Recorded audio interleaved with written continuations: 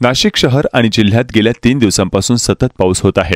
यामुळे गंगापूर धरणातून सुमारे 8500 क्युसेक्स पाणी सोडले जात आहे, ज्यामुळे गोदावरी नदीच्या पाणी पातळीत वाढ झाली आहे।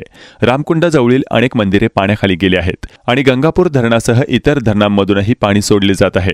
होळकर ब्रिजखाली 13000 क्युसेक्स पाण्याचा प्रवाह सोडण्यात आलाय, त्यामुळे नदीकाठी असलेल्या गावांना सतर्क राहण्याचा इशारा देण्यात आला आहे। नाशिकच्या पाणलोट क्षेत्रात पाऊस हा सुरूच आहे।